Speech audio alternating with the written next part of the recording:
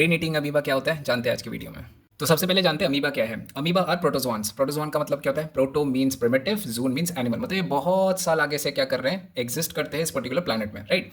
तो यहाँ पर जो अमीबा है ना, amoeba are unicellular micro organisms. तो यूनिसेल्युलर का मतलब क्या होता है? एक कोशिका है। और ये जो पर्टिकुलर ब्रेन ईटिंग अमीबा है इसका नाम है निग्लेरिया फाउलेरी, जो कि फ्रेश वाटर में पाया जाता है, that to contaminated fresh water.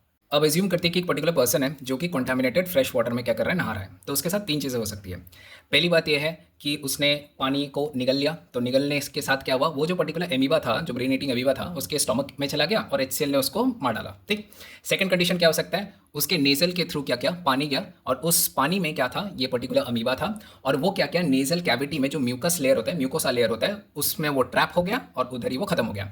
और जो थर्ड केस सिनेरियो है, जो कि इंटरेस्टिंग बनेगा, अब ये क्या करेगा, ये जो ऑल्फैक्टरी नर्व्स होते हैं ना हमारे म्यूकोसा के ऊपर, यहाँ पर क्या है, ऑल्फैक्टरी नर्व्स है जो कि सेंस ऑफ स्मेल को पकड़ता है, वहां पर जाके क्या करेगा, ये पर्टिकुलर अमीबा जाके चिपक जाएगा।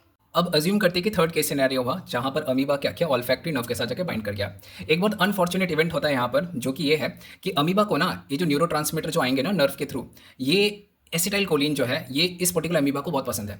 अब ये क्योंकि पसंद है, it's very unfortunate for human being, क्योंकि अगर ये एसिटाइल कोलिन उसको अगर पसंद ना होता तो शायद से ये क्या करता, ब्रेन की तरफ माइग्रेट ना करता। बट ये अब क्या करेगा, इस एसिटाइल कोलिन को फॉलो करते करते क्या करेगा, हमारे ब्रेन की तरफ अब उठना शुरू करेगा।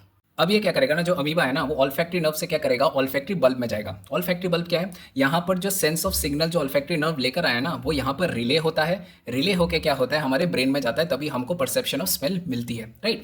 अब ये जो पर्टिकुलर अमीबा है ना, वो पहुंच चुका है इस ऑल्फैक्टरी बल्ब में। अब वो क्या करेगा, ब्रेन की तरफ जाएगा, और ब्रेन में जाने के बाद अब ये क्या करेगा, अपना कारनामा दिखाना शुरू करेगा।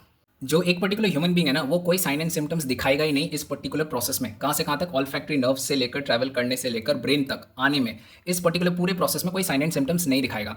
साइन एंड सिम्टम्स दिखाना तब शुरू होगा जब ये अमीबा क्या करेगा, एंजाइम्स निकालना शुरू करेगा ब्रेन सेल्स को तोड़ने के लिए। क्या क्या एंजाइम्स निकालता है, फॉस्फोलाइपेजेस, जो कि क्या करता है, ब्रेन सेल का जो सेल मेम्ब्रेन है ना, उसको वो क्या करेगा, पंक्चर करेगा। पंक्चर करके उसके अंदर जो सेल के अंदर जो भी मटेरियल्स है उसको निकालेगा, निकाल के उसको खाएगा। और एक होता है प्रोटीएजेस, जो कि क्या करेगा, प्रोटीन्स को तोड़ेगा उस पर्टिकुलर सेल का। इसी पर्टिकुलर समय में क्या होगा, साइन एंड सिम्टम दिखाना शुरू करेगा एक पर्टिकुलर ह्यूमन बींग, जैसे कि नोजिया होगा, वॉमिटिंग होगा, फीवर आएगा, ये सारी की सारी चीज़ें होंगी। अमीबा जब ये सब काम शुरू करता है ना, तभी हमारा इम्यून सिस्टम जो होता है ना, वो बहुत ज़्यादा ट्रिगर हो जाता है, जिससे कि क्या होता है, आपके ब्रेन में आता है साइटोकाइन स्टॉर्म।